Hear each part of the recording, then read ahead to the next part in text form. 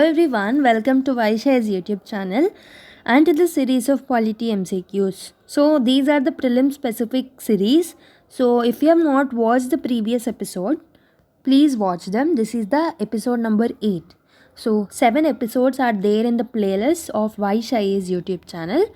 Go there, watch them and come back to this video. So if you want to join the test series, you can contact through WhatsApp through this number 7200 681675, which is appearing on the screen, and get benefit out of the qualitative test series. Okay, let's start the video. Question number 1.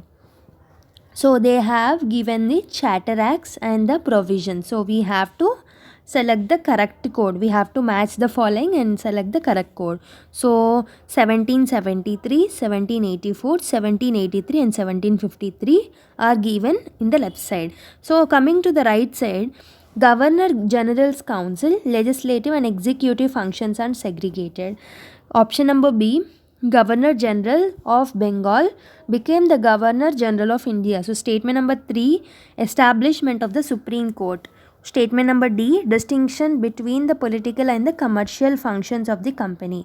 So coming to the 1773, it speaks about the establishments of the Supreme Court. So for first one, C is the correct match. So we can eliminate option A and option D. So it can be either B or D. Coming to the second one, 1784, Governor General of Bengal became the Governor General of India. 1784 speaks about the distinctions between the political and the commercial functions of the company. So the perfect match for the second option is the D, because in the Pitt's India Act of 1784, it speaks about the distinction between the political and the commercial functions of the company by establishing the board of control. So here also it is D, here also it is D. So we have to check the other two options. Coming to Charter Act of 1833, whether it speaks about Governor General's Council, legislative and executive function segregation, or Governor General of Bengal became the Governor General of India. So 1833, Governor General of Bengal became the Governor General of India in the Charter Act of 1833. So match of the third is B. Okay. Coming to 1853 Charter Act, it speaks about Governor General's legislative and executive function segregation. So for the first one it is C, for the second one it is D, and for the third one it is B, and fourth one it is A. So option B is correct. Okay. Let's go to the second question. Legislative Council for some of the provincial states apart from Bombay, Madras and Bengal presidencies were first constituted under. Option number A, Government of India Act 1935. Option number B, Indian Councils Act of 1861. Option number C, Indian Council Act of 1892. Option number D, Government of India Act of 1858. So correct option for this question number 2 is option number 2, that is Indian Councils Act of 1861, because it made the beginning of representative institutions by associating the Indians with the law-making process. It thus provided that the Viceroy should nominate some Indians as non-official members of his expanded council. It initiated the process of decentralization by restoring the legislative councils to the Bombay and the Madras presidencies. It also provided for the establishment of new legislative councils for Bengal, Northwestern Frontier Province and Punjab, which were established in 1862, 1866 and 1897. Question number 3. Which of the following act of the British India designated Governor General of Bengal?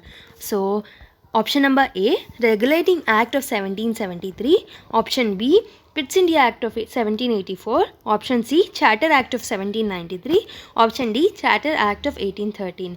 So Governor General of Bengal was designated in the Regulating Act of 1773. So option A is correct.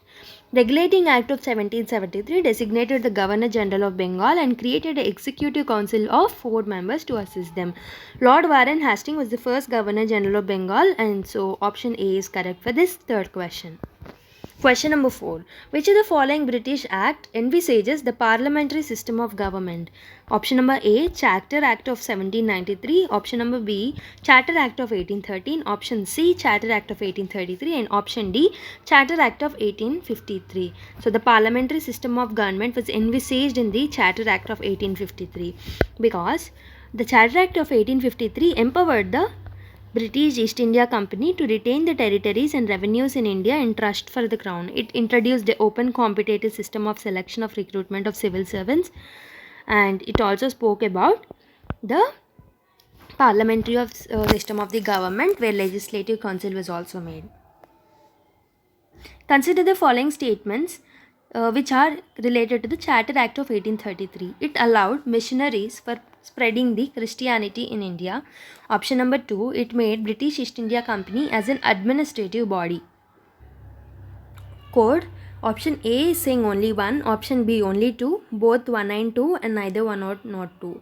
So here we can say the Christian missionaries was sent under the Charter Act of 1813. So it is not correct option, but it made British East India Company as an administrative body. So option 2 is correct. It is only 2. See, Charter Act of 1833 was the outcome of the Industrial Revolution in England, which envisages that India's had to function as market for the English mass production on the basis of the laissez-faire. It ended the activities of the East India Company as a commercial body, which became the purely administrative body. It provided that the company's territories in India were held by trust for His Majesty, his heirs and successors. Hence, option B, that is only 2, is correct for this question. Question number 6. Consider the following statement regarding the Charter Act of 1813. Statement number 1. The Act served as the foundation of the modern parliamentary form of the government. This is wrong, I guess, because just now we have learnt that the parliamentary system of government was not in the 1813, but it is in the 1853 Charter Act. So option 1 is statement 1 is wrong. The act provided for the financial grant towards the revival of Indian literature and promotion of the science. Statement number 3, it gave birth to the Indian civil service and was open to all including the Indians.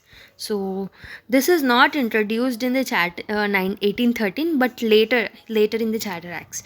So option 1 and 3 are not correct, but what they are asking, let's see which of the following statements is or are not correct. They are asking which are not correct. So 1 and 3 are not correct. 2 is correct.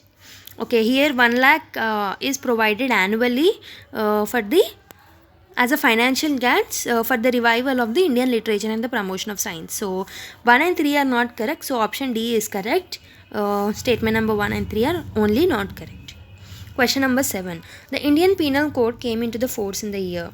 So Indian Penal Code has come into the force in the year 1860. So option C is correct. That is 1860. The first draft of the code was presented before the Governor General in Council in the year 1837, but subsequent revisions and amendments took 2 more decades. The complete drafting of the code was done in 1850 and presented to the Legislative Council in 1856. It was delayed being placed on the statute book of the British India. Due to the Indian Revolt of 1857, the code came into force on January 1st, 1860 after undergoing many revisions and amendments.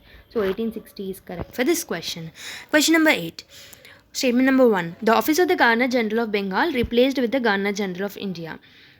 Statement number 2. Lord William Bentinck became the first Governor General of British India. Which of the above statements is or are correct about the main features of the Charter Act of 1833?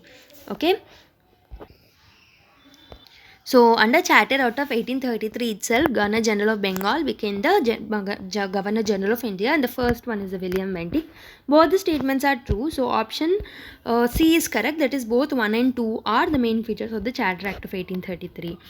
Charter Act of 1833 made the Governor General of Bengal as a Governor General of India and vested in him all civil and military powers. Thus, the Act created for the first time a Government of India having authority over the entire territorial area possessed by British in India. Lord William Bentinck was the first Governor General of India. Thus, C is the correct option.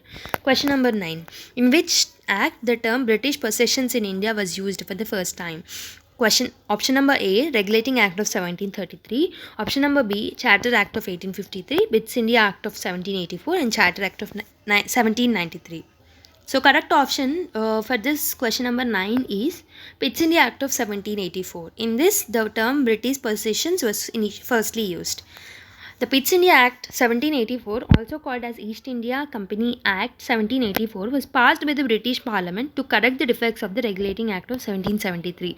This act resulted in the dual control of British possessions in India by the British government and the company, with the final authority resting with the government. This act continued in effect until 1858, for which first time the British possessions in India was used. So we are done with the session. So if you enjoyed the session, give your comment feedback in the comment section, and let's meet with another video with more MCQs in the next class. Until then, take care. Bye bye.